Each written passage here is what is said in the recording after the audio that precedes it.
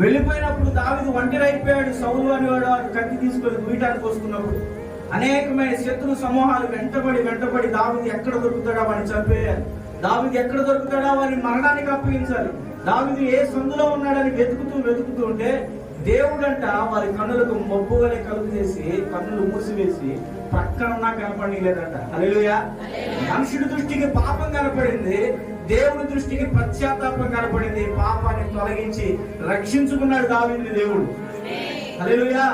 మనుషుడైతే పాపి, వాడు మోసగాడు, వాడు తప్పుతోడు అని ఎన్నెన్నో మాటలు మాట్లాడతారు.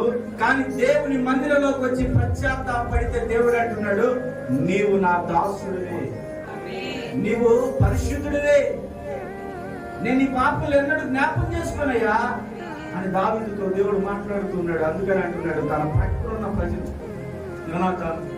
తనతో ఉన్న వారు ప్రజలు అంటున్నారు, కొందరు విడిచిపెట్టి వెళ్ళిపోతే కొందరు అంటూ ఉన్నారు, ఆ మాట పలుకుతున్నారు, కొందరు రథమును బట్టి కొందరు గుర్రమును బట్టి మేమైతే ఎవరి నామం అండి? ఏ నామం బట్టి? యెహోవా నామం బట్టి. ఇప్పుడు వరకు దేవుని నామం బట్టి ఈ స్థలంలో మనందరం నిలబడ్డాం. హల్లెలూయా. మనకు ధనం లేదు, మనకు పలుకుబడి లేదు, మనకు పేరు లేదు, మన దగ్గర ఏమీ లేదు.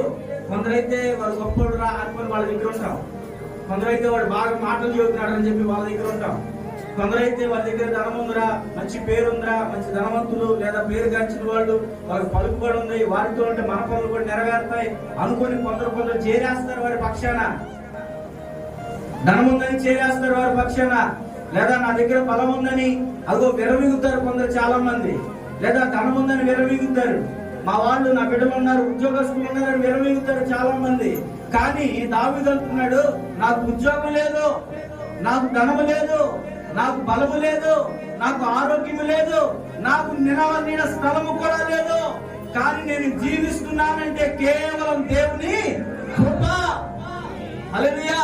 ఆ ఒక్క మాట ద్వారా ఒంటరిగా ఉన్న వాడిని దేవుడు వేల మందికి రాజుగా చేశాడు.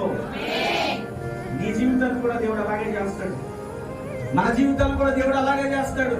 మన బలం ఉందని విరవీగేమనుకో, ఆ బలం మన నుండి ఒక రోజు వెళ్ళిపోతామా. మనకు ధనం ఉందని ఒక రోజు విరవీగామనుకో, ఆ ధనం ఒక రోజు వెళ్ళిపోయి అప్పులు పాలైపోతాం. మనకి బలములే ఆరోగ్యం ఉందిలే అనుకున్నామంటే ఈ రోజు ఒక రోజు ఉన్న ఆరోగ్యం రాత్రికి ఆరోగ్యం క్షీణించిపోతే ఇప్పుడే వచ్చింది జ్వరం అనుకుంటాం, ఇప్పుడు దాకా బాగానే ఉన్నాం అనుకుంటాం, మన బిడ్డలు ఉన్నారులే మనం పోషిస్తారులే అనుకుంటాం. 2-3 రోజులు వస్తాడు, నీకు బలం లేకపోతే, నీకు పింఛన్ రాకపోతే తన్ని తాళికి పెడతారు వాళ్ళు. వాళ్ళ దగ్గరికి వెళ్ళు, వీళ్ళ దగ్గరికి వెళ్ళని చెప్పుకుంటారు.